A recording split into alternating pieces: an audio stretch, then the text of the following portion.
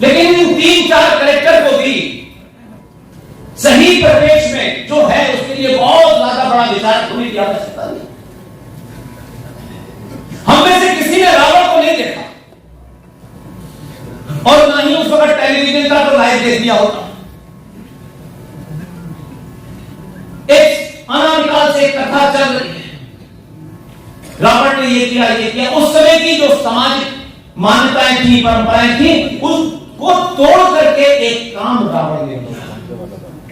रावण शुद्ध ब्राह्मण था, बहुत ज्ञानी भी था, उसके ज्ञान को कोई सवाल नहीं कर सकता।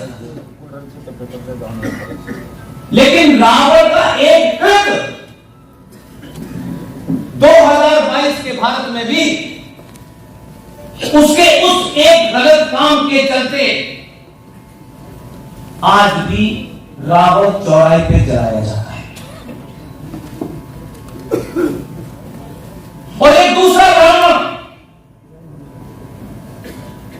जिसको आप परशुराम कहते हैं, परशुराम अपने कृत्य के कारण आज भी मंदिर में पूजे जाते हैं।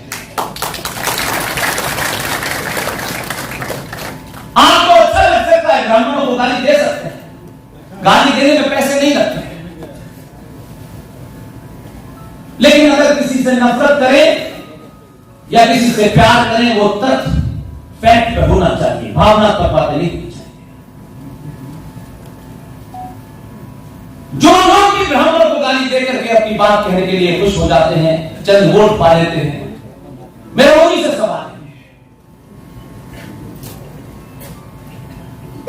कि आप उस पैराडॉक्स को देखिए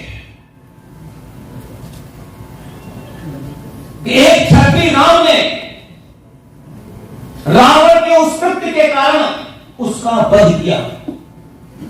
रावण को हम कब से जलाने हैं, लेकिन आज तक बड़े से बड़े विद्वान ने, बड़े से बड़े प्रखात पंडित ने कभी भी उस क्षत्रिय भगवान राम के ऊपर ब्राह्मण वध का आरोप नहीं किया। वो ये नहीं कहता है कि राम ने ब्राह्मण वध किया था, ये नहीं कहता, रावण का वध किया ये कहता है। और आप फिर उस ब्राह्मण को जब गाली देते हैं तो उसका तीसरी परीक्षा देखिए कि वही ब्राह्मण मंदिर में बैठ करके जिस क्षत्रिय ने रावण को मारा है उस क्षत्रिय राम की पूजा करता है। फिर आप उसमें चौथा आरोप लगाते हैं कि ये भेदभाव करता है।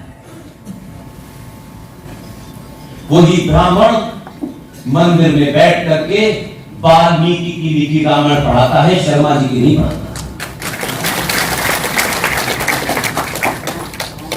आप इस सब के बारे में नहीं बात करेंगे। आपके शत्रुओं ने, चाहे वो विदेशी हो, चाहे वो आकांक्षा हो, आपकी इस फॉल्ट लाइन को इतना मजबूत बना दिया है कि आज आप एक दूसरे के खिलाफ खड़े हैं। इससे जो सामूहिक शक्ति है सनातनी हिंदू समाज की, उसका प्रदर्शन नहीं होता। और जो समाज अपने शत्रु से भी नहीं सीखता, फिर उसका पतन निश्चित होता है। आप जिनके बीच में है, जो निकिता और अंकिता की हत्या कर रहे हैं, कुछ उनसे भी अगर आप सीख लेते तो शायद ऐसा नहीं होता। देश की सरकार चलाने में, खजाने में सबसे ज्यादा आपका कंट्रीब्यूशन, संविधान को सर पे रख के धोने में आपका कंट्रीब्यूशन, कानून व्यवस्था को बनाए रखने में आपका कंट्रीब्यूशन। लेकिन कुछ पागल 20-21 करोड़ लोग हैं जो रेगिस्तान में ऊंट की पीठ पे खड़े होकर खजूर तोड़ रहे थे, वो आपको जान दे, वो आपको चौराहे चौराहे करा रहे हैं, वो खुला मार रहे हैं, और आप सिर्फ मूक दर्शक बने खड़े हुए हैं। भगवान राम की कहानियां सुनाई जाती, बड़े बड़े कथाकार सुनाते हैं, मैंने आपसे बड़े मॉडर्न भी हो गए, राजनीति में थे, जब धक्के मार के वहां से निकाल दिए तो आजकल कथा सुना है, बहुत बदनाम कर रहे हैं। और कुछ तो कथाकारों के बारे में मैंने सुना है 4 करोड़ रुपया लेते हैं कथा सुनाने का, और उसी कथा में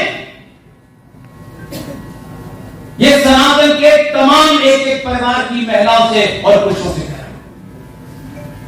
ये मेरी और आपकी लड़ाई नहीं है,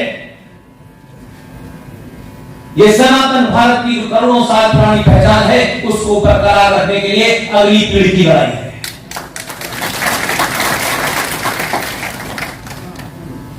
हम इस जीवन में बड़े बड़े मकान, बड़ी बड़ी गाड़ियां अपने बच्चों के लिए छोड़ के जाते हैं। दुनिया के किसी इतिहास में संपन्न समाज ये गाड़ियां और ये मकान कभी अपनी राष्ट्र की संस्कृति को बचाने के लिए आगे नहीं आते। इससे ज्यादा आप समृद्ध थे, विश्व की अर्थव्यवस्था में आपका 33% का कंट्रीब्यूशन था, लेकिन आपको लगता है कि जब तक मिश्रा जी से ज्यादा आपके घर में गाड़ियां नहीं होंगी तो आपकी नाक नहीं सीख जाएगी। फौलाद की शादी में 3 किलो सोना दिया गया है तो मुझे 4 किलो देना है। आपने विवाह जैसे संस्कार को बिजनेस में तब्दील कर दिया है। आपने उस अपनी बेटी की कीमत मार्केट में लगाई है, यह सबसे बड़ा जघन्य अपराध है। हमारी संस्कृति में माए, बेटियां, बहनें घर की इज्जत होती है।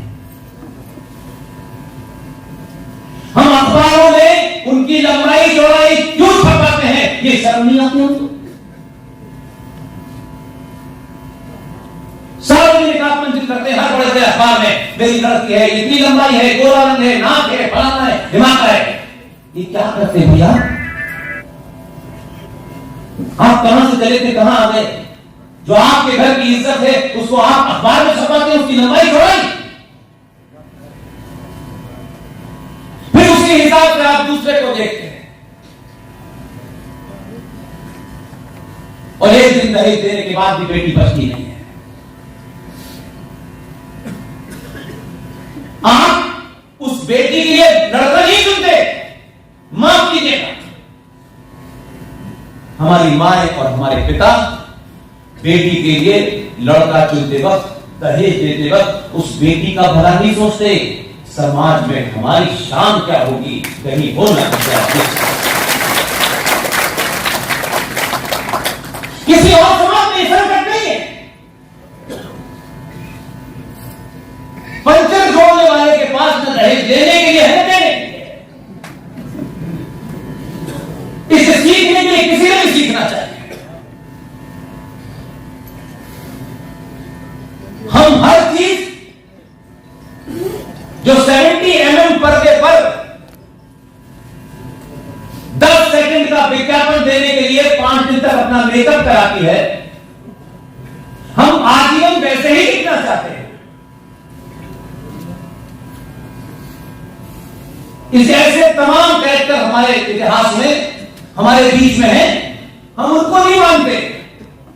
ये भारतीय सनातनी हिंदू महिलाओं के अंदर एक अजीब प्रकृति आ गई है। उन सबको लगता है कि खूबसूरती की परिभाषा तैमूर की अम्मी है,